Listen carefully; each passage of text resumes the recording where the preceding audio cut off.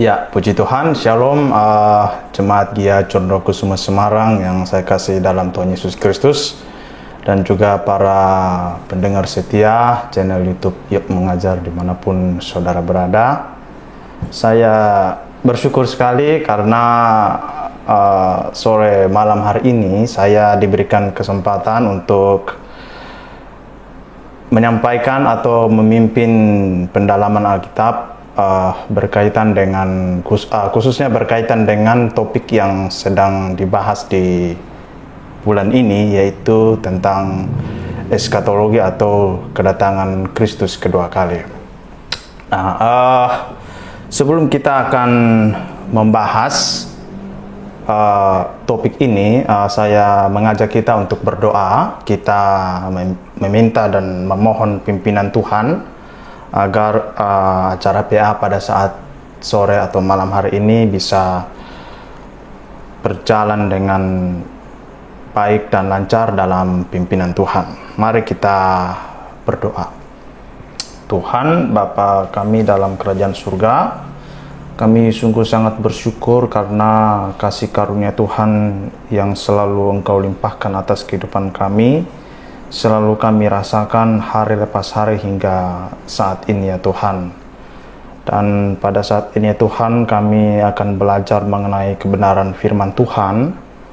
Kami mohon kiranya Roh Kudus Engkau boleh menolong kami, boleh memimpin kami, memberikan kami hikmat dan pengetahuan yang benar, sehingga ada kebenaran-kebenaran baru yang dibukakan bagi kami.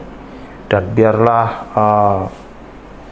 kebenaran-kebenaran itu boleh dapat kami lakukan dalam kehidupan kami.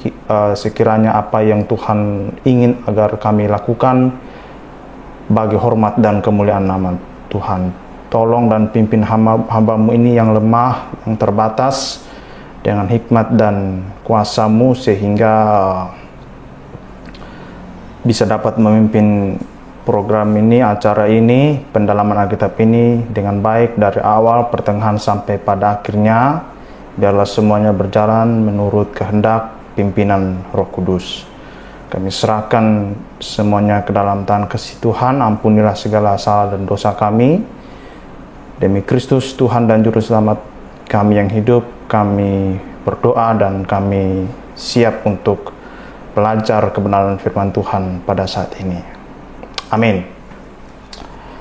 Ya, Bapak Ibu, saudara-saudara sekalian yang saya kasihi dalam Tuhan Yesus Kristus, kalau Bapak Ibu Saudara memperhatikan khotbah saya pada minggu yang pertama, itu saya menjelaskan tentang peristiwa-peristiwa yang akan terjadi dalam rangkaian peristiwa kedatangan Kristus kedua kali.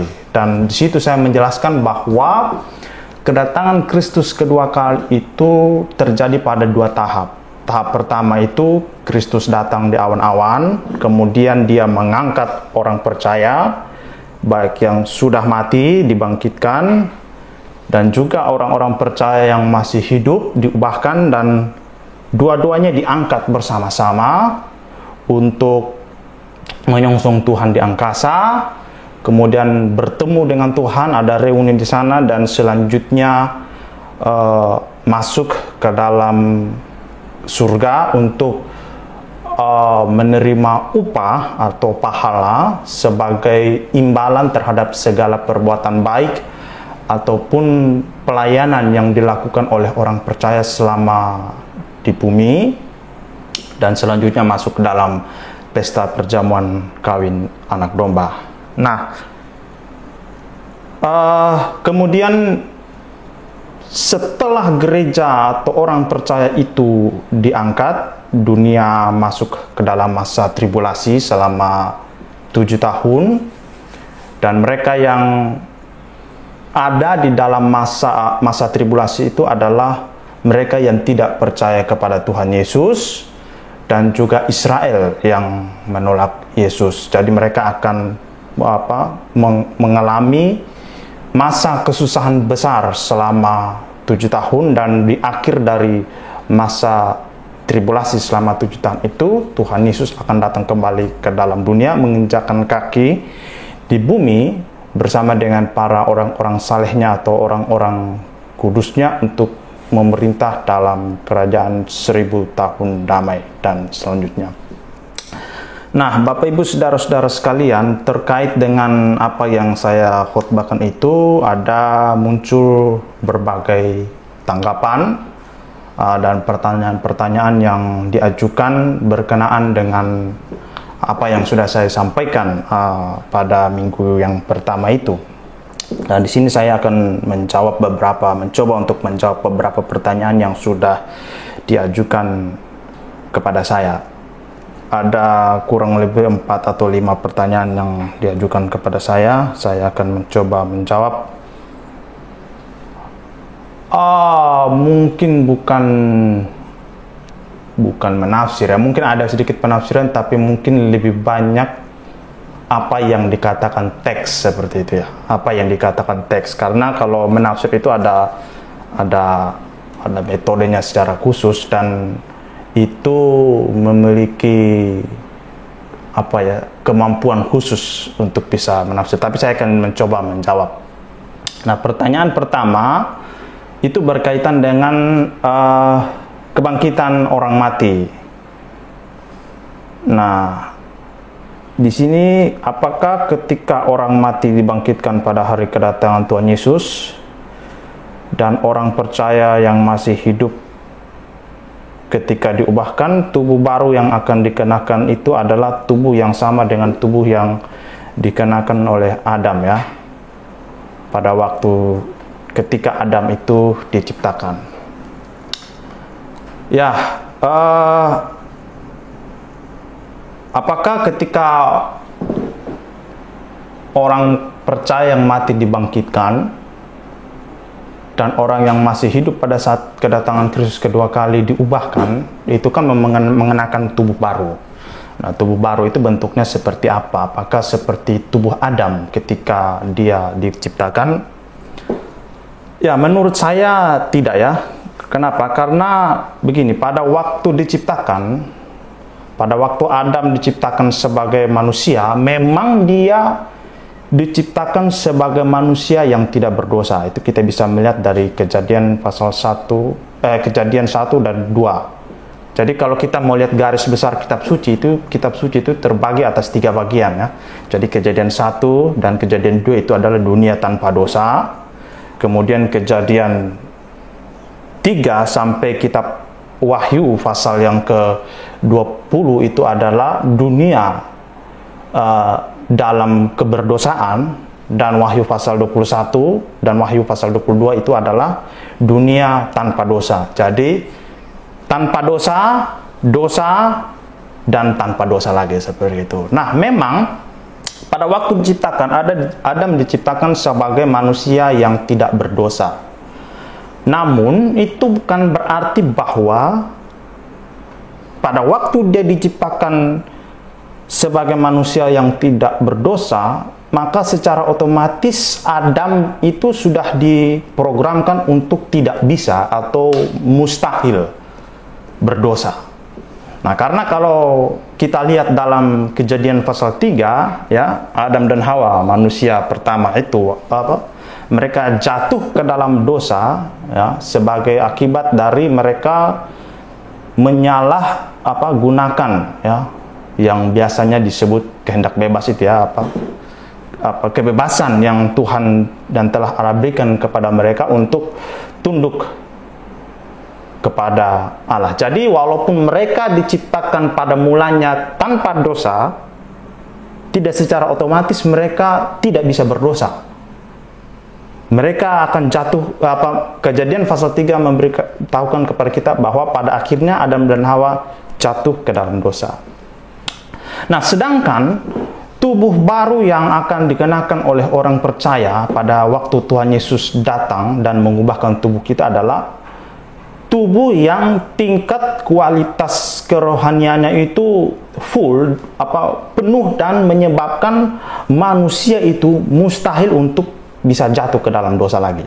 Kalau kita memperhatikan 1 Korintus pasal 15 ayat 22, di situ dikatakan, karena seperti semua orang mati dalam persekutuan dengan Adam, semua orang mati dalam persekutuan dengan Adam, demikian pula semua orang akan dihidupkan kembali dalam persekutuan dengan Kristus. Ya, kemudian di situ ayat 44 itu dikatakan, yang ditaburkan adalah tubuh alamiah, yang dibangkitkan adalah tubuh rohania. Jika ada tubuh alamiah, maka ada pula tubuh rohania. Ya, jadi Adam diciptakan dalam tubuh alamiah walaupun tidak berdosa, tapi pada akhirnya dia jatuh ke dalam dosa. Tapi ketika pada waktu orang percaya diubahkan, kita dibangkitkan dalam tubuh yang memiliki kualitas rohani, sehingga itu menyebabkan kita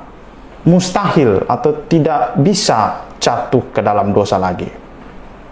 1 Korintus pasal 15 ayat yang ke-45 mengatakan demikian. Seperti ada tertulis, manusia pertama Adam menjadi makhluk yang hidup, tetapi Adam yang akhir menjadi roh yang menghidupkan. 46, tetapi yang mula-mula datang bukanlah yang rohania, tetapi yang alamiah. Kemudian barulah datang yang rohania, itu ya. Jadi Adam itu walaupun seperti yang sudah saya jelaskan, dia diciptakan dalam keadaan yang suci, tapi dia masih punya kecenderungan untuk jatuh lagi ke dalam dosa. Tapi ketika orang dibangkitkan, kualitas kerohaniannya itu memampukan dia untuk tidak bisa jatuh lagi ke dalam dosa. 1 Korintus pasal 15 ayat yang ke-47. Manusia pertama berasal dari debu tanah dan bersifat jasmani. Manusia kedua berasal dari sorga. Seperti itu. Ya. Jadi, walaupun Adam adalah manusia pertama yang diciptakan tanpa dosa, dia tidak secara otomatis tidak berbuat dosa. Dia bisa berbuat dosa karena tubuhnya bersifat jasmani, sedangkan tubuh baru yang akan diberikan kepada orang percaya pada saat kedatangan Kristus adalah tubuh yang memiliki sifat rohani yang sudah sempurna. Nah, maksud rohani di sini bukan berarti bahwa tidak memiliki bentuk ya, atau tidak kasat mata atau tidak bisa dipegang. Tetapi perbedaannya adalah kualitas rohani yang dimiliki oleh tubuh ini yang menyebabkan manusia itu mustahil untuk berbuat dosa lagi. Nah, tapi yang paling cocok adalah bahwa tubuh yang baru ini adalah tubuh yang sama seperti dengan tubuh Tuhan Yesus pada waktu dibangkitkan. Ya, ini sudah sempat saya singgung pada minggu pertama, Filipi pasal 3 ayat 20. Tetapi kewargaan kita ada di dalam sorga, dan dari situ juga kita menantikan Tuhan Yesus Kristus sebagai juru selamat. Ayat 21 mengatakan, Filipi 3 ayat 21, yang akan mengubah tubuh kita yang hina ini sehingga serupa dengan tubuhnya yang mulia. Jadi pada waktu kita diubahkan, tubuh kita akan menjadi serupa dengan tubuh Kristus pada waktu yang sama seperti pada waktu Tuhan Yesus dibangkitkan. Dan tubuh kita yang hina ini sudah istilahnya sudah dibuang ya, dan kita akan memakai tubuh baru yang mulia yang sama seperti yang dikenakan oleh Tuhan Yesus pada waktu dia dibangkitkan. 1 Korintus pasal 15 ayat 42. Demikian pula halnya dengan kebangkitan orang mati. Ditaburkan dalam kebinasaan, dibangkitkan dalam ketidakbinasaan. Ini yang saya sempat singgung kemarin ya. Ditaburkan dalam kebinasaan itu manusia pertama ya, bisa binasa, bisa mati, tapi dibangkitkan dalam ketidakbinasaan ya, tidak binasa lagi. Ayat 43 dari 1 Korintus pasal 15. Ditaburkan dalam kehinaan, dibangkitkan dalam kemuliaan. Artinya tidak bisa berdosa lagi. Ya, ditaburkan dalam kelemahan, dibangkitkan dalam kekuatan. Nah, kemudian ayat yang ke-44. Yang ditaburkan adalah tubuh alamiah, yang dibangkitkan adalah tubuh rohania. Jika ada tubuh alamiah, maka ada pula tubuh rohania. Ya. Jadi seperti itu. Jadi pada waktu orang percaya dibangkitkan dan diubahkan, dan orang yang hidup diubahkan sebelum diangkat ke surga, tubuh yang dikenakan itu tidak seperti tubuh yang Adam, yang walaupun dia diciptakan tanpa dosa, pada akhirnya dia jatuh ke dalam dosa. Tapi tubuh yang baru itu, kualitas kerohaniannya itu sudah tidak memungkinkan lagi untuk manusia bisa jatuh ke dalam dosa, karena dia, tubuh baru kita itu sudah sama, sudah menyerupai dengan tubuh Kristus yang penuh dengan kemuliaan itu. Ya, kira-kira itu yang bisa saya jawab. Oke, pertanyaan berikut. Nah, ini berkaitan dengan kemanakah roh orang mati pergi? Ya, artinya bahwa pada waktu seseorang mati, rohnya pergi kemana? Karena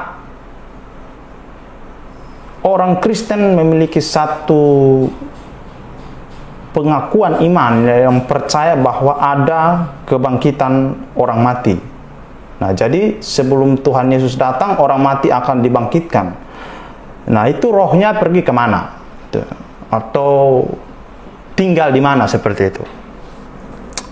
Nah, ini pertanyaan yang bagi saya mungkin agak sedikit sulit, tapi sebenarnya ada, secara umum saya tidak berbicara pandangan Muslim atau Katolik atau Advent dan lain sebagainya, karena memang itu sudah beda sekali. Tapi ini saya akan menjawab menurut kaum Injili atau kaum konservatif, seperti itu. Ya, tapi kaum Injil ini pun ada dua pandangan yang berbeda. Nah, ada dua pandangan yang berbeda. Nah, pandangan pertama itu mengatakan bahwa roh orang mati itu pergi ke dunia orang mati. Dunia orang mati ini dalam bahasa Perjanjian Lama, dalam bahasa Ibrani itu disebut Sheol, tapi dalam bahasa Yunani atau bahasa Perjanjian Baru itu disebut Hades. Jadi roh orang mati akan pergi ke Sheol atau Hades, dan ini bukan surga dan neraka. Ini adalah dunia orang mati. Ini kayak tempat sementara lah, seperti begitu. Karena orang mati akan dibangkitkan, seperti itu. Nah, kalau kita melihat dalam Perjanjian Lama itu sebenarnya ada banyak ayat yang menunjukkan bahwa orang mati itu akan pergi ke Sheol atau dunia orang mati itu, ya. Saya akan lihat beberapa ayat di sini. Pertama itu dalam Kejadian pasal 37 ayat 35.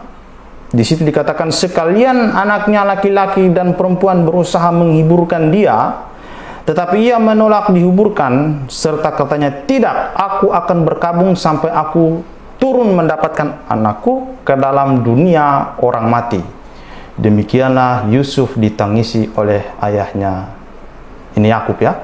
Jadi di situ Yakub mengatakan, aku akan berkabung sampai aku turun mendapatkan anakku ke dalam dunia orang mati. Dunia orang mati di sini dipakai kata Sheol. Bilangan 16 ayat 33. Demikianlah mereka dan semua orang yang ada pada mereka turun hidup-hidup ke dunia orang mati, dan bumi menutupi mereka sehingga mereka binasa dari tengah-tengah jemaat itu. Ya, mereka turun hidup-hidup ke dunia orang mati. Sekali lagi kata Sheol dipakai. Kemudian Ulangan 32 ayat 22, sebab api telah dinyalakan oleh murkaku yang bernyala-nyala sampai ke bagian dunia orang mati yang paling bawah. Api itu memakan bumi dengan hasilnya dan menghanguskan dasar-dasar gunung. Di sini dikatakan bernyala-nyala sampai ke bagian dunia orang mati yang paling bawah. Kemudian 1 Samuel 2 ayat 6, Tuhan mematikan dan menghidupkan orang. Ia menurunkan ke dalam dunia orang mati dan mengangkat dari sana. Ya, ini Tuhan membawa orang masuk ke dalam dunia orang mati, dan akan mengangkat mereka dari sana. Nah, itu kata Sheol juga di situ dipakai, ya. Jadi dunia orang mati. Kemudian Ayub pasal 17 ayat 16, keduanya akan tenggelam ke dasar dunia orang mati apabila kami turun bersama-sama turun ke dalam debu, ya. Apabila kami bersama-sama turun ke dalam debu, ini artinya mati. Dan setelah mati, keduanya akan tenggelam. Maksudnya rohnya orang mati itu akan ke dasar dunia orang mati, ya. Itu kata Sheol dipakai. Ya, jadi menurut perjanjian lama orang mati itu akan pergi ke Sheol atau Hades, ke Sheol maksud saya, ya. Nah, tapi kalau dalam perjanjian baru itu dipakai kata Hades untuk menggambarkan atau menjelaskan dunia orang mati atau tempat di mana roh orang mati itu akan pergi. Misalnya kalau kita melihat dalam Lukas pasal 16 ayat 19 sampai 31 itu ada cerita orang kaya dan Lazarus yang dibawa ke alam maut, dan alam maut itu dipakai kata Hades, ya. Nah, di situ digambarkan bahwa Hades itu ada dua tempat, ya. Itu yang dipisahkan oleh jurang seperti itu.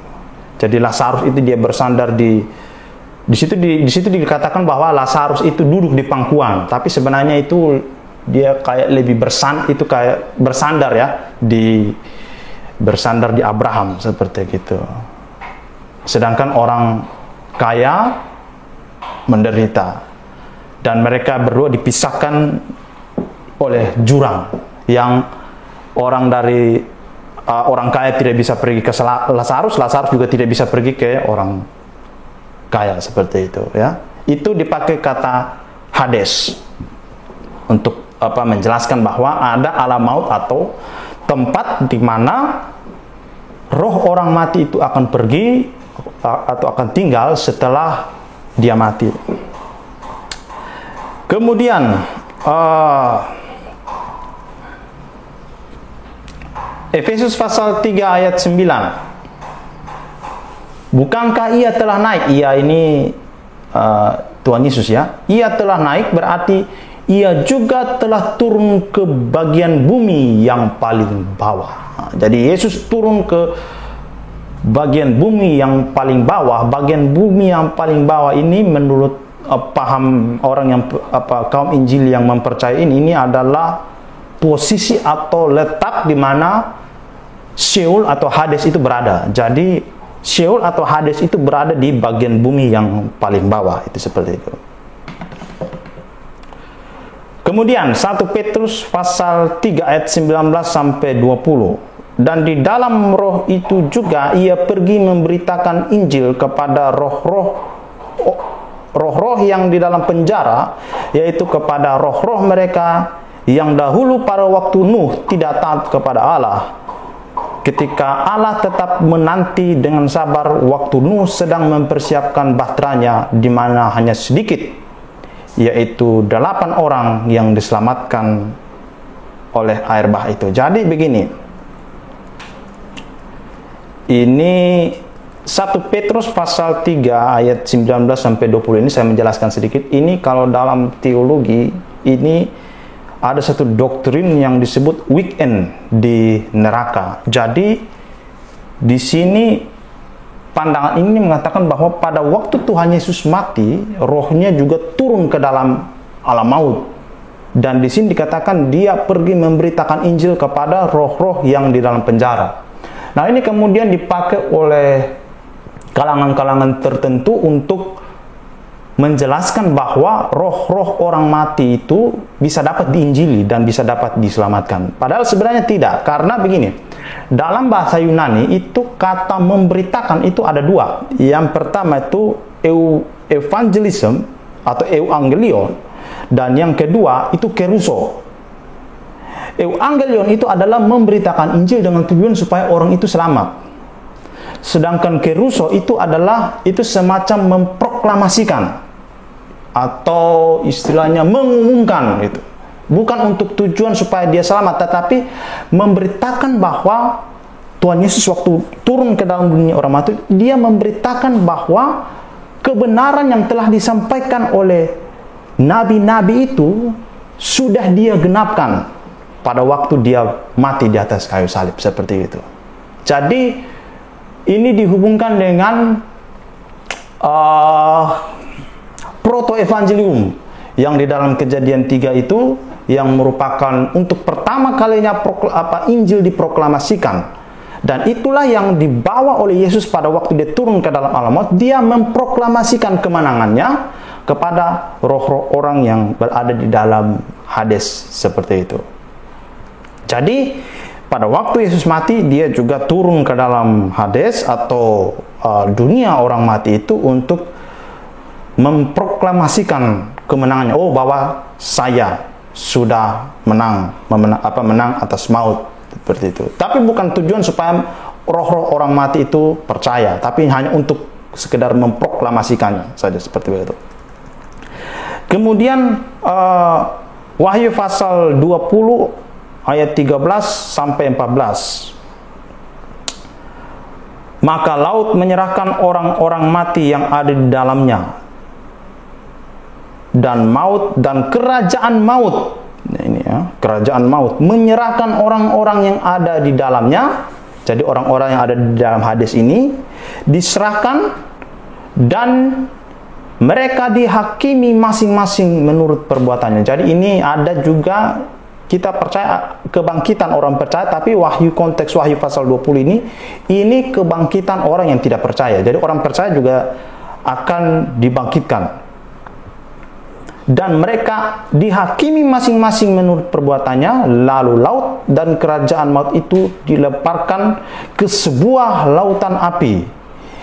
Itulah kematian yang kedua. Jadi di sini dijelaskan bahwa ada yang namanya Hades, tetapi ada juga di ayat 14 itu lautan api. Itulah neraka yang sesungguhnya, seperti itu.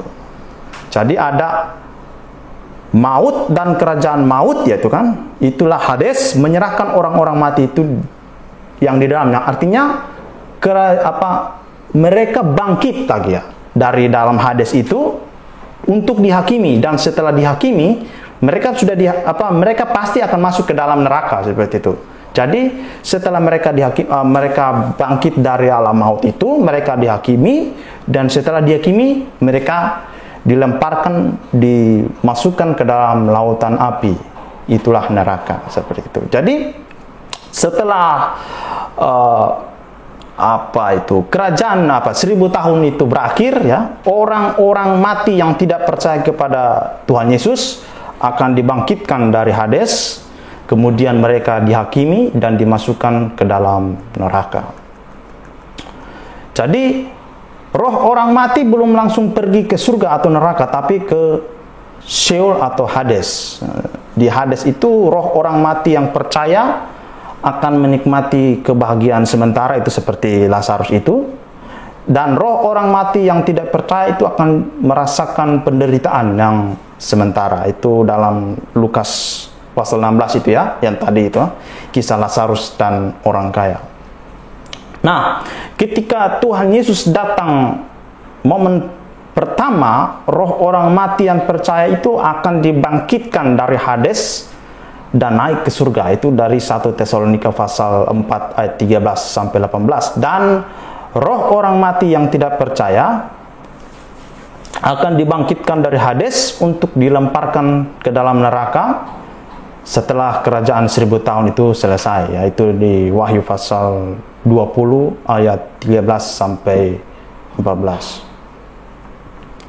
Nah, jadi Hades itu adalah dunia orang mati, sedangkan neraka itu dalam bahasa Yunani itu Gehenna atau Gehenna atau bahasa Yunani kan banyak perubahannya ya kan?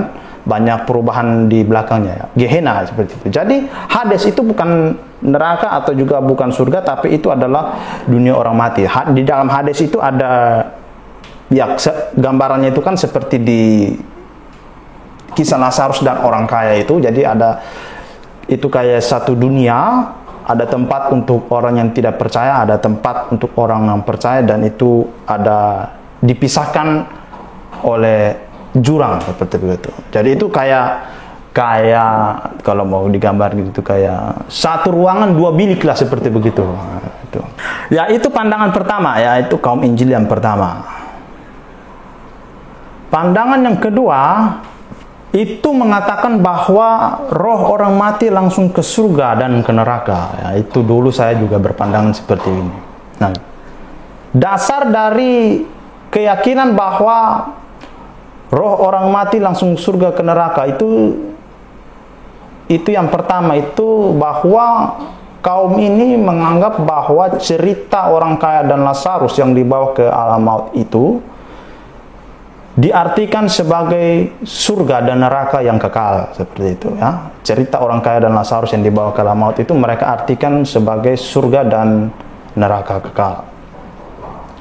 Kemudian Lukas pasal 23 ayat 42 sampai 43 itu adalah peristiwa di mana Tuhan Yesus disalibkan di antara dua penjahat. Salah satu penjahat itu percaya dan terima Yesus. Dia mengatakan begini, ayat 42. Lalu ia berkata, "Yesus, ingatlah akan aku apabila engkau datang sebagai raja." Ya.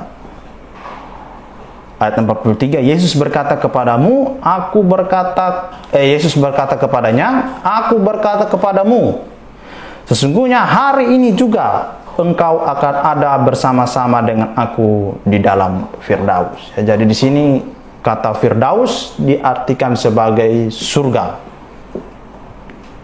Ya, sebagai surga. Jadi menurut Tuhan Yesus, setelah orang penjahat ini mati, hari itu juga dia akan bersama-sama dengan Yesus di dalam Firdaus, yang menurut pandangan kaum Injil yang percaya bahwa roh orang mati langsung ke surga dan neraka itu, mereka menganggap bahwa orang percaya roh orang mati itu sudah langsung pergi ke surga kalau dia percaya kepada Yesus. Lalu apakah ada orang di neraka? Nah, Yudas 6 dan 7, Yudas ini hanya satu pasal saja.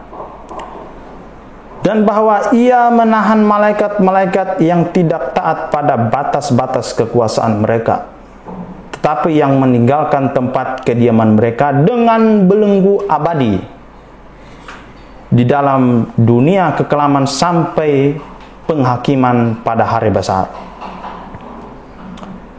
Sama seperti Sodom dan Gomora dan kota-kota sekitarnya yang dengan cara yang sama melakukan percabulan dan mengejar kepuasan-kepuasan yang tidak wajar, telah menanggung siksaan api kekal sebagai peringatan kepada semua orang. Ya, ayat 7 itu mengatakan bahwa orang-orang Sodom dan Gomora sudah menanggung siksaan api kekal. Berarti ini neraka kalau memang sudah siksaan api kekal, kan seperti itu. Ya, jadi itu. Jadi ada dua. Yang pertama, roh orang mati itu tidak langsung pergi ke surga dan ke neraka, tapi pergi ke tempat yang dalam bahasa Perjanjian Lama disebut Sheol, dalam bahasa Perjanjian Baru disebut Hades. Tapi juga ada pandangan juga yang mengatakan bahwa roh orang mati langsung ke surga, langsung ke neraka, seperti itu. Lalu mana yang benar? Saya secara pribadi untuk sampai dengan saat ini berpandangan yang pertama, bahwa roh orang mati itu tidak langsung surga dan tidak langsung pergi ke neraka, tapi berada di Sheol atau Hades. Karena ada beberapa alasan. Pertama, kita percaya bahwa ada kebangkitan orang mati. Nah, kalau memang roh orang mati itu sudah pergi ke surga atau sudah pergi ke neraka, maka secara logika tidak perlu lagi ada kebangkitan orang mati. Karena roh orang mati itu apabila dia sudah pergi kepada surga dan ke neraka, dia sudah tidak bisa pergi kemana-mana lagi. Itu sudah tempat yang kekal. Jadi dia sudah tidak mungkin untuk datang ke dalam dunia, karena dia sudah berada pada tempat yang kekal, seperti itu.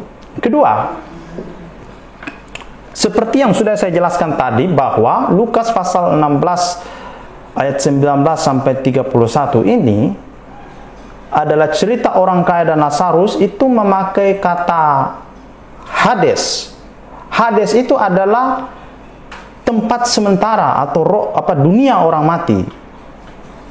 Dan juga di dalam cerita itu ada hanya ditonjolkan beberapa figur, yaitu Bapak Abraham, kemudian orang kaya, dan juga Lazarus.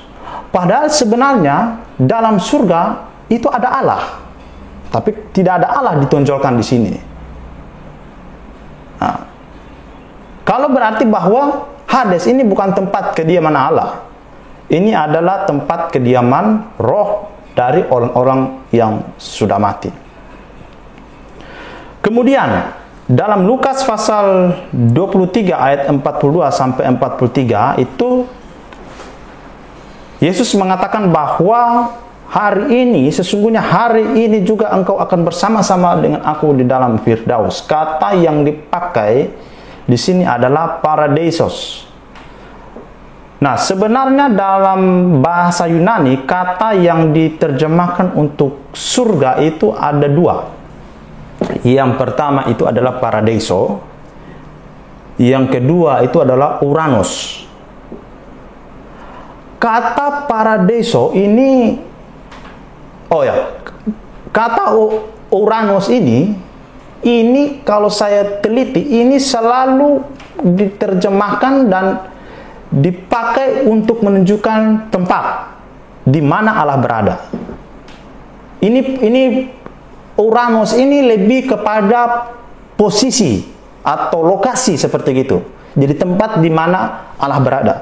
Sedangkan paradeisos yang kemudian diterjemahkan Firdaus ini lebih kepada suasana atau keadaan seperti itu. Nah, jadi pada waktu Tuhan Yesus mengatakan hari ini juga engkau akan bersama-sama dengan aku di dalam Firdaus, sebenarnya itu bukan berarti bahwa pada hari itu juga dia akan pergi ke surga. Tetapi atas dasar pengakuan itu, Tuhan Yesus menjamin dia bahwa dia pasti akan masuk surga. Tapi kata Firdaus yang dipakai di sini, ini sebenarnya menunjukkan keadaan atau suasana. Berarti berkat imannya yang percaya kepada Yesus, dia tidak akan menderita di dalam alam maut seperti itu. Kemudian berkaitan dengan Yudas, Yudas itu yang tadi sudah saya tadi sebutkan. Ayat yang ke-6 itu disebutkan bahwa malaikat-malaikat yang tidak taat itu sedang dibelenggu, dan ini diartikan sebagai neraka. Bukan, ini bahasa Yunaninya lain lagi. Ini Tataros. Tataros ini adalah tempat di mana malaikat-malaikat itu yang tidak taat itu dan setan itu dibelenggu. Karena pernyataan selanjutnya menyatakan di dalam dunia kekelaman sampai penghakiman pada hari besar. Jadi mereka sementara dibelenggu dalam Tataros itu sampai pada ketika hari penghakiman pada hari besar, yaitu setelah kerajaan 1000 tahun, iblis akan dihakimi dan orang-orang percaya akan dihakimi. Dan itu bukan sebuah penghakiman yang akan menentukan mereka akan masuk surga atau neraka. Itu adalah penghakiman supaya mereka masuk ke dalam neraka, seperti begitu. Kemudian di ayat yang ke-7 di situ dikatakan bahwa sama seperti Sodom dan Gomora dan kota-kota sekitarnya yang dengan cara yang sama melakukan percabulan dan mengejar kepuasan-kepuasan yang tidak wajar, telah menanggung siksaan api kekal sebagai peringatan kepada semua orang. Ini bukan siksaan api kekal, ini bukan neraka. Tapi kalau kita memperhatikan di sini, coba kita baca baik-baik. Sama seperti Sodom dan Gomora dan kota-kota sekitarnya yang dengan cara yang sama melakukan percabulan, mengejar kepuasan-kepuasan yang tidak wajar, telah menanggung siksaan api kekal sebagai peringatan kepada semua orang. Kalau kita kembali kepada Kejadian, Sodom dan Gomora itu dimusnahkan Tuhan dengan api yang belerang yang turun dari langit. Dan setelah api dan belerang itu turun dari langit, Sodom dan Gomora dihanguskan, mereka lenyap. Itu maksudnya siksaan api kekal. Ini bukan neraka, tapi ini konteks pada waktu itu Yudas sedang membawa pembaca untuk mengingat kembali peristiwa yang terjadi dalam kitab Kejadian. Itu pada waktu orang Sodom dan Gomora dimusnahkan dengan api yang turun dari langit. Jadi itu. Jadi menurut saya bahwa roh orang mati itu tidak langsung berada di surga dan di neraka, tapi ada di sebuah tempat yang dalam bahasa Ibrani itu Sheol, dan dalam bahasa Yunani itu adalah Hades. Nah, bagaimana dengan Musa dan Elia dan Henokh? Mereka kan pernah naik ke surga walaupun mereka belum mati. Dan juga Musa dan Elia pernah datang pada momen transfigurasi. Nah, itu nanti saya akan jelaskan pada pertanyaan yang berikutnya.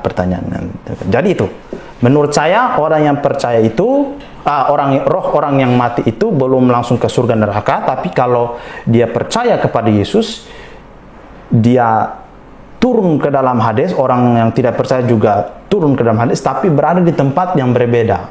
Orang yang percaya ada di Hades tapi di sebuah tempat yang merupakan tempat kebahagiaan sementara, sedangkan orang yang tidak percaya itu berada pada Hades juga, tapi di posisi yang berbeda, di tempat siksaan sementara yang dipisahkan oleh sebuah jurang yang cukup dalam, yang kita bisa lihat dalam gambaran menurut terminologi Lukas, dalam Lukas pasal 16. Jadi kira-kira itu.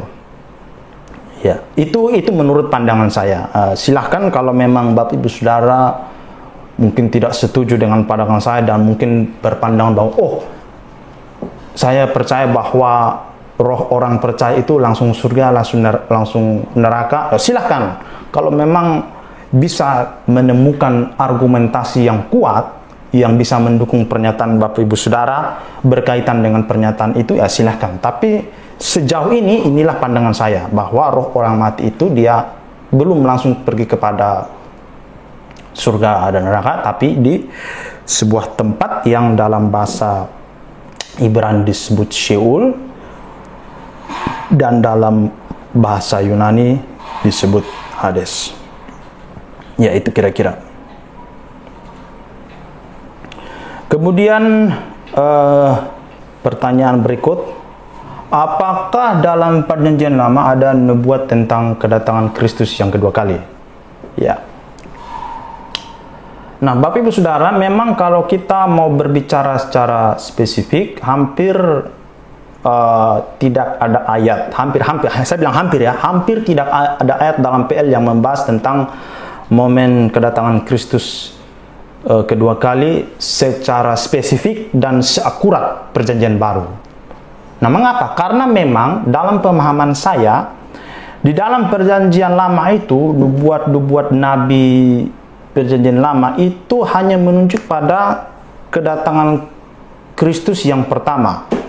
Tentu ini ada kepentingan. Kepentingannya apa? Ini berkaitan dengan Israel, karena pengharapan mereka merindukan kedatangan Mesias untuk membebaskan mereka dari perbudakan dan memulihkan kerajaan mereka. Nah, tapi pada waktu Kristus datang sebagai penggenapan nubuat-nubuat itu, ya kita semua tahu bahwa Israel pada akhirnya menolak Yesus, tidak mempercayai Yesus sebagai Tuhan dan Juru Selamat, dan juga tidak mengakui Yesus sebagai Mesias. Tapi itu bukan berarti bahwa tidak ada ayat sama sekali dalam kitab suci yang khususnya perjanjian lama yang menunjukkan atau menjelaskan kedatangan Kristus kedua kali. Ada ayat dalam perjanjian lama yang menjelaskan, tapi itu tidak seakurat ya perjanjian baru. Nah, kita akan melihat yang pertama itu Zakaria ya. Zakaria pasal 14 ayat 1 sampai 4. Sesungguhnya akan datang pada hari yang ditetapkan Tuhan, maka jarahan yang dirampas daripadamu akan dibagi-bagi di tengah-tengahmu. Aku akan mengumpulkan segala bangsa. Ini perhatikan, aku akan mengumpulkan segala bangsa untuk memerangi Yerusalem. Kota itu akan direbut, rumah-rumah akan dirampoki, perempuan-perempuan akan ditiduri. Setengah dari penduduk kota itu harus pergi ke dalam pembuangan, tetapi selebihnya dari bangsa itu tidak akan dilenyapkan dari kota itu. Ayat 3. Kemudian Tuhan akan maju berperang melawan bangsa-bangsa itu. Nah, ini penekanannya ya. Tuhan akan maju berperang melawan bangsa-bangsa itu seperti ia berperang pada hari pertempuran. Pada hari itu kakinya akan berjejak di Bukit Zaitun yang terletak di Yerusalem di sebelah timur. Bukit Zaitun itu akan terbelah dua dari timur ke barat sehingga terjadi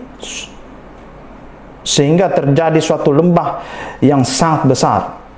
Setengah dari bukit itu akan bergeser ke utara dan setengah lagi ke selatan. Nah, ini adalah nubuat tentang datangnya angkatan bersenjata ya, atau para bangsa-bangsa ya, seperti itulah sederhananya, dari segala bangsa untuk menyerang Yerusalem sebagai pernyataan amarah mereka yang dahsyat terhadap Allah. Nah, pada saat itu Tuhan Yesus akan turun bersama-sama dengan orang kudusnya untuk masuk ke dalam perang itu dan mengalahkan antikris dan pengikutnya. Dan ini merupakan awal dimulainya kerajaan 1000 tahun damai. Nah, nubuat ini digenapi dalam perjanjian baru di dalam Wahyu pasal 19. Coba kita buka ya. Saya tidak sempat catat di sini. Kita buka teks dulu. Wahyu 19. Mana ini Wahyu ini? Oke, Wahyu 19 ayat 17 sampai 21. Lalu aku melihat seorang malaikat berdiri di dalam matahari dan ia berseru dengan suara nyaring kepada semua burung yang terbang di tengah langit. Katanya, marilah ke sini dan berkumpullah untuk turut dalam jamuan Allah, perjamuan besar, supaya kamu makan daging semua raja dan daging semua panglima dan daging semua pahlawan dan daging semua kuda dan daging semua penunggangnya dan daging semua orang, baik merdeka maupun hamba, baik kecil maupun besar. Dan aku melihat binatang itu dan raja-raja di bumi ya, ini ya, serta tentara-tentara, mereka telah berkumpul untuk melakukan peperangan melawan penunggang kuda itu dan tentaranya. Maka tertangkaplah binatang itu dan bersama-sama dengan dia nabi palsu dan telah mengadakan tanda-tanda di depan matanya, dan dengan demikian ia menyesatkan mereka dan telah menerima tanda dari binatang itu dan telah menyembah patungnya. Keduanya dilempar hidup-hidup ke dalam lautan api yang menyala-nyala oleh belerang, dan semua orang lain dibunuh dengan pedang yang keluar dari mulut penunggang kuda itu, dan semua burung kenyang oleh daging mereka ya. Jadi menurut teks ini semua bangsa akan datang mengepung Yerusalem di sebuah lembah ya. Ini menurut penafsiran ini namanya, oh ya, itu ada dalam Wahyu pasal 16 ya. Itu namanya lembah Harmagedon itu ya kalau dalam Wahyu pasal 16 itu. Dan Tuhan bersama dengan para orang kudusnya akan turun ke bumi, menginjakkan kaki di Bukit Zaitun untuk masuk ke dalam pertempuran itu. Kemudian setan, antikris, dan semua bangsa yang bersekutu akan dikalahkan. Dan kemudian dihakimi dan dimasukkan ke dalam neraka kekal. Dan itu merupakan awal dari kerajaan 1000 tahun damai, seperti itu. Jadi itu. Tapi juga ada nubuat lain. Misalkan kalau kita melihat dalam Daniel pasal 9 itu ada kalender. Nah, kalender ini memang hari Minggu kemarin Pak Samuel memang sempat singgung ya. Ini ada Oke, kita buka dulu ya. Daniel pasal 9. Daniel pasal 9 ayat 24 sampai 27 ya. Saya bacakan. 70 ini kalendernya, maksudnya kalender kerja kalender kerja Allah seperti begitu. Itu bahasa di sana begitu, bahasa yang saya pelajari gitu. 70 kali 7 masa telah ditetapkan atas bangsamu dan atas kotamu yang kudus untuk melenyapkan kefasikan, untuk mengakhiri dosa, untuk menghapuskan kesalahan, untuk mendatangkan keadaan kekal, untuk menggenapkan penglihatan dan nabi, dan untuk mengurapi yang maha kudus. Maka ketahuilah dan pahamilah dari saat firman itu keluar, yakni bahwa Yerusalem akan dipulihkan dan dibangun kembali sampai kedatangan seorang yang diurapi, seorang raja. Ada 7 kali 7 masa dan 62 kali 7 masa lamanya kota itu akan dibangun kembali dengan tanah lapang dan paritnya, tetapi di tengah-tengah kesulitan. Ya. Sesudah ke-62 kali 7 masa itu akan disingkirkan seorang yang telah diurapi padahal tidak ada salahnya apa-apa. Maka datanglah rakyat seorang raja memusnahkan kota dan tempat kudus itu, tetapi raja itu akan menemui ajalnya pada hari bah. Dan sampai pada akhir zaman akan ada peperangan dan pemusnahan seperti yang ditetapkan. Raja itu akan membuat perjanjian itu menjadi berat bagi banyak orang selama 1 kali 7 masa. Dan pada pertengahan 7 masa itu akan menghentikan korban sembelihan dan korban santapan. Dan di atas sayap kekejian akan datang yang membinasakan sampai kemusnahan yang ditetapkan menimpa yang membinasakan itu. Jadi ada di sini dikatakan 70 kali 7 masa dan 62 kali 7 masa lamanya. Ini memang agak sulit karena ini butuh perhitungan. Maksudnya masa itu harus dihitung ya. Saya dulu pernah dapat kuliah ini, tapi karena memang saya tidak paham matematika, jadi ini saya lewat. Ya, tapi saya coba sebentar saya cari ya. Ya, ini memang ada perhitungannya. Nanti itu kalau dihitung itu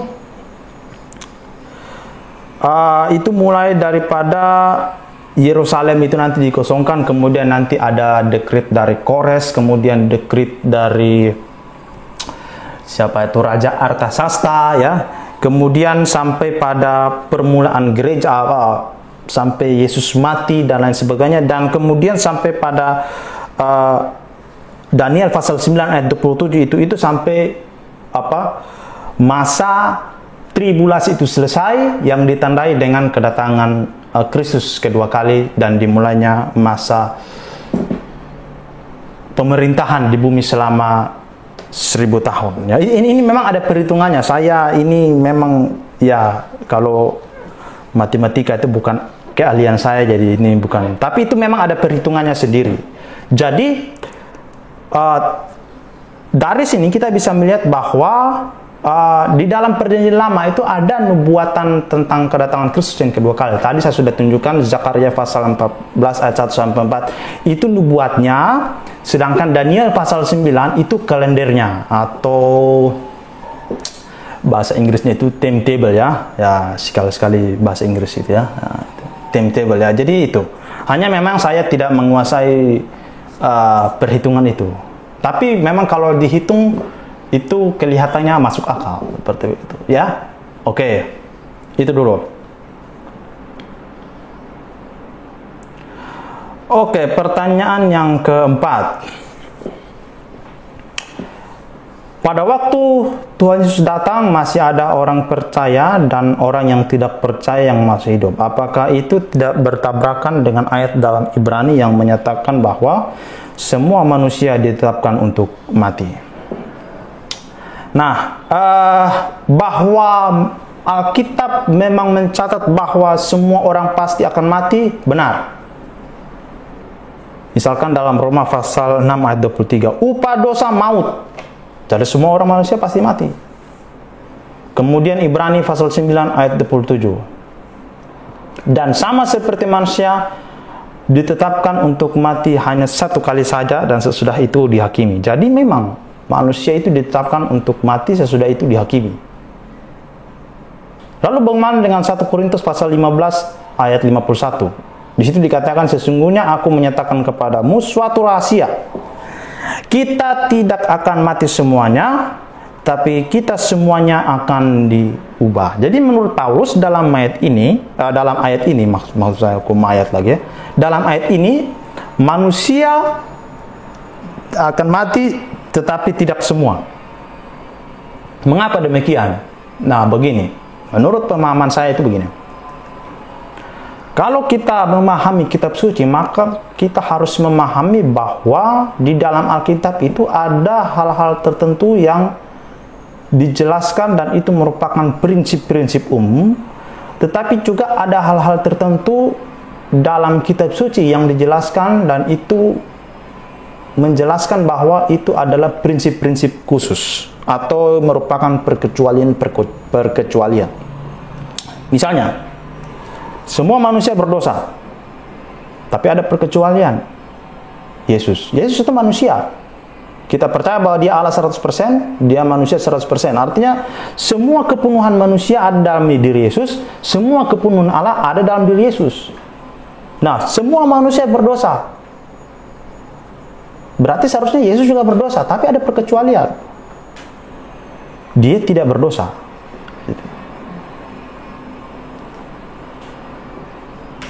Perkecualian lain misalnya, semua mati satu kali, tapi ada perkecualian. Lazarus mati 2 kali. Dia mati, dibangkitkan Yesus, hidup. Setelah itu dia mati lagi. Itu berarti Lazarus mati 2 kali. Prinsip umum, semua mati, semua manusia mati, tapi ada perkecualian. Elia dan Henokh tidak mati, tapi terangkat ke surga. Itu perkecualian. Ada perkecualian lain lagi, ini memang sempat dijelaskan oleh Pak Samuel. Tidak boleh cerai, tapi ada perkecualian, kecuali karena zina dan lain sebagainya. Ada prinsip umum, orang mati tidak bisa kembali ke dunia lagi, tapi ada perkecualian. Musa kembali, dia sudah mati.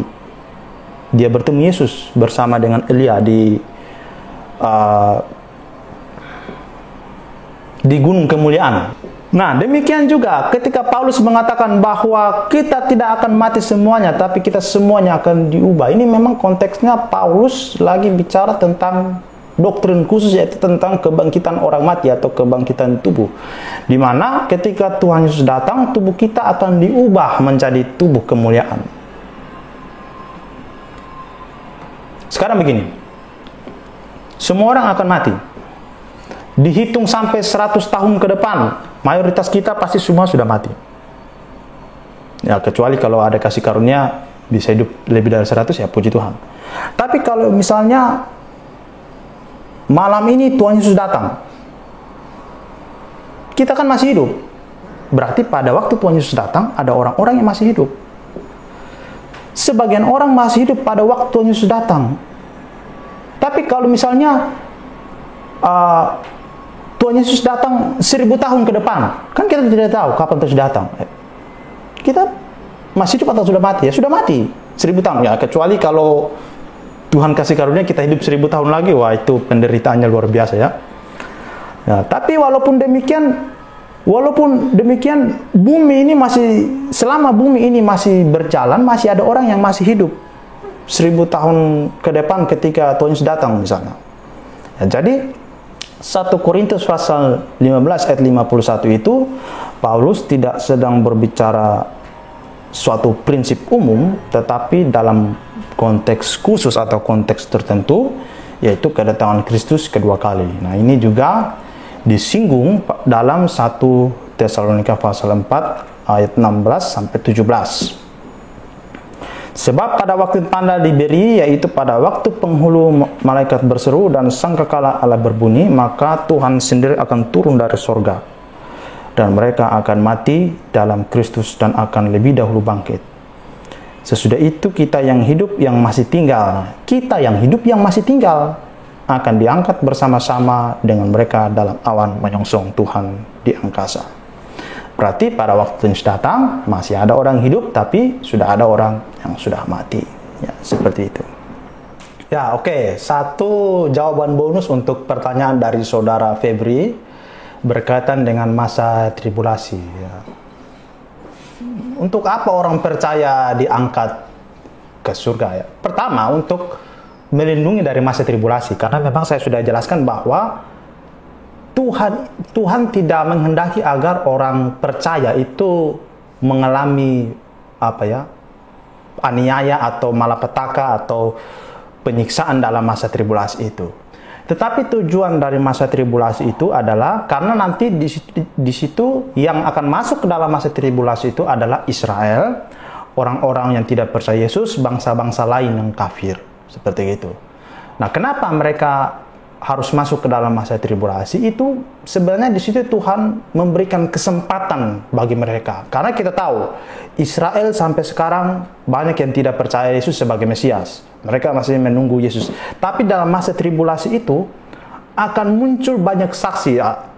Salah satunya itu ada 2 saksi. Nanti juga ada 144.000 orang yang dijelaskan di situ, dan juga ada, kalau nggak salah, para martir ya, para martir. Nah, di situ mereka akan diberikan kesempatan terakhir untuk percaya kepada Yesus. Kenapa? Karena Tuhan Yesus menginginkan agar dalam kerajaan 1000 tahun damai yang akan dimulai setelah masa tribulasi itu selesai, Tuhan Yesus ingin agar semua orang bisa dapat menghuni kerajaan 1000 tahun damai. Nah, itu salah satu bukti bahwa Tuhan Yesus itu punya kasih yang begitu besar terhadap semua orang. Nah, oleh sebab itu masa tribulasi itu dirancang untuk memberikan kesempatan terakhir kepada Israel dan bangsa-bangsa lain untuk percaya kepada Yesus, mengaku bahwa Yesus itu adalah Tuhan dan Juru Selamat. Itu dalam Matius pasal 52 itu ada pengadilan kambing dan domba itu ya, apa yang sebelum masa kerajaan 1000 tahun damai itu ya. Ya, jadi itu untuk memberikan kesempatan kepada Israel dan orang-orang yang di dalamnya untuk percaya lagi kepada Tuhan Yesus. Nah, tapi kalaupun mau percaya dalam masa tribulasi itu agak sedikit, bukan sedikit ya, sangat susah. Karena mereka yang percaya kepada Yesus dalam masa tribulasi, karena antikris yang berkuasa pada masa itu, mereka yang percaya Yesus pada masa tribulasi akan disiksa, akan ditindas, akan dianiaya, akan dibuat susah hidupnya. Ya, nanti kita, ya itu kalau baca di dalam Wahyu itu ada 7 cawan murka ya, seperti itu. Itu di dalam masa tribulasi itu.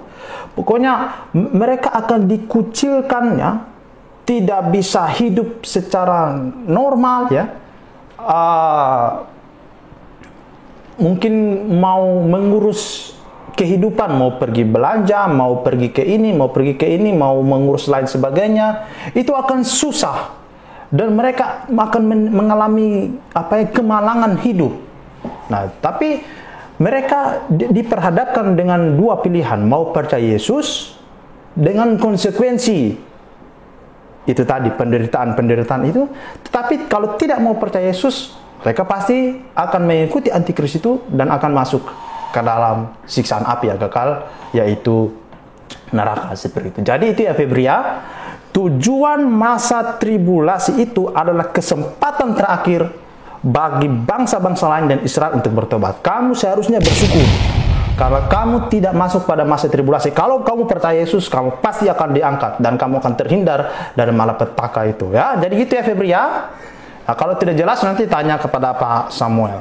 Oke, baik Bapak Ibu Saudara sekalian, itu sekiranya jawaban-jawaban dari pertanyaan-pertanyaan yang bisa saya sampaikan.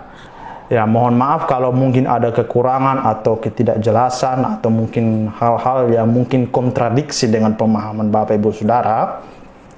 Memang ini pelajaran yang cukup berat Tetapi kita memang harus berusaha. Saya sampai sekarang masih terus belajar ya. Bahkan seorang doktor teologi pun dia tidak menguasai semua kebenaran dalam kitab suci ya. Kalau doktor teologi itu kan ada spesialisasi. Doktor teologi khusus perjanjian baru ya. Jadi dia hanya menguasai perjanjian baru, dia tidak menguasai perjanjian lama.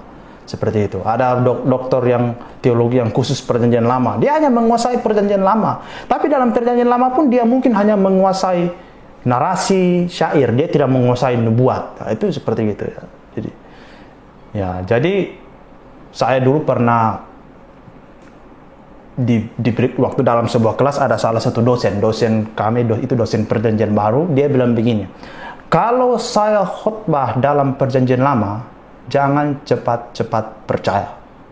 Kenapa? Karena saya bukan ahli dalam bidang itu, ahli saya perjanjian baru. Nah, tapi kalau saya berbicara dalam perjanjian baru, saya bisa menjamin keakuratannya, walaupun belum tentu juga begitu.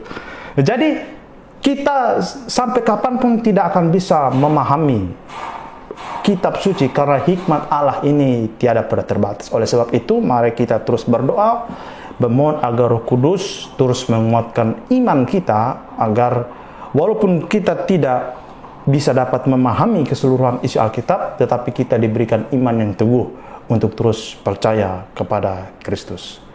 Demikian yang bisa saya sampaikan. Kalau ada pertanyaan-pertanyaan berkaitan ini, silahkan ajukan. Nanti akan dijawab oleh Pendeta Samuel. Ya, sekian dari saya. Semoga ini yang terakhir ya.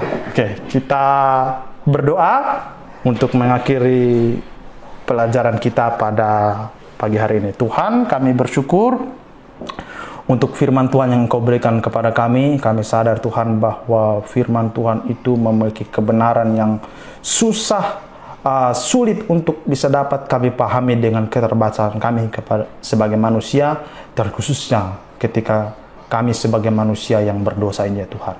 Ampunilah dosa dan kesalahan kami, buatlah kami paham, kami mengerti firman Tuhan melalui kuasa Roh Kudus, dan ajarkanlah kami untuk melakukan apa yang Tuhan kehendaki, Tuhan mau atas kehidupan kami. Dan biarlah Tuhan dipermuliakan atas kehidupan kami. Dalam nama Yesus kami berdoa dan kami bersyukur. Amin. God bless you all.